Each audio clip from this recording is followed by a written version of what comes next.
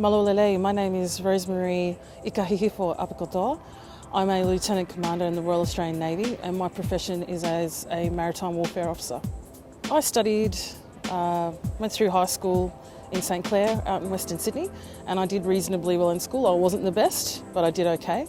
At the time I was looking at what I should do next and I wasn't sure what university to go to.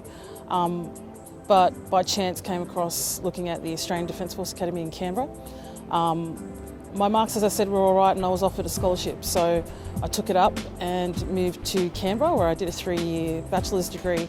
When I first told my parents I was interested in the military, my mother was a bit shocked.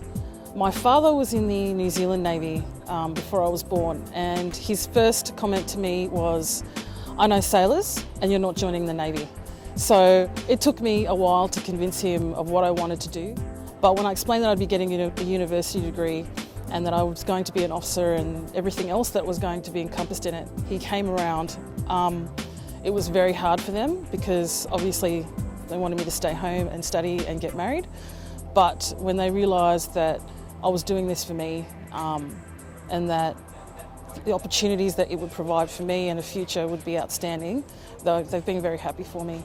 What attracted me to the Navy was basically when I was younger, knowing that my father was in the Navy as well as my cousin's husband who was in the Navy, and he got me work experience at Garden Island, which was extremely valuable. So I got to have a look at the warships and ask people about what they did. And from the moment I walked onto a warship, onto the bridge of a warship, I told myself, yes, that would be what I was going to do. I was going to do that one day.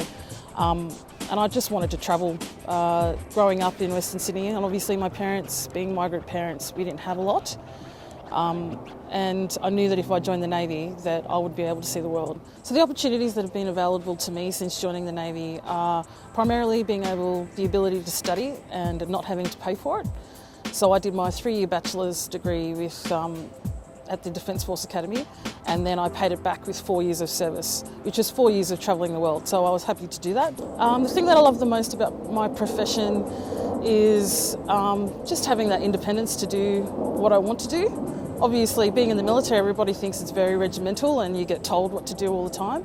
I am not the most regimental person in the world. I have been lucky enough to work with amazing people.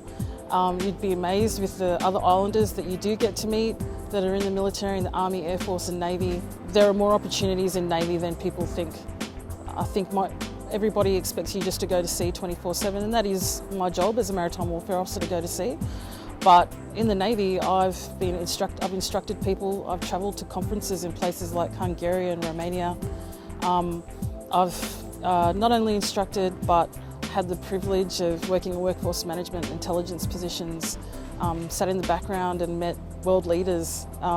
It is something that you not only go to sea for, but the job is back home. And what has been the other additional unexpected activity for Navy is that when you join the Navy, they become your second family.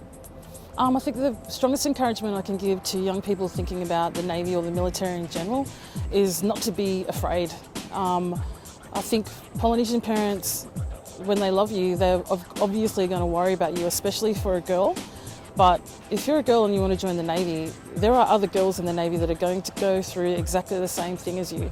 There's nothing to fear. If you're strong and you're happy and you know where your boundaries are, then you won't have any problems. I think being one of the few islanders in the Navy has been to my benefit. Because people are always interested in your family traditions, and I'm always happy to share that. So I think the personal attributes someone needs in order to join the Defence Force is just confidence. I think in the Polynesian culture we tell ourselves, and we always get told, that you have to be humble. And I think there is a difference between being humble and being strong. I think if you're strong and you're able to and you're proud of who you are and you can hold your head up high, then you won't have any problems in the military. If you want to see the world and you want to be independent, then the military is the place to be.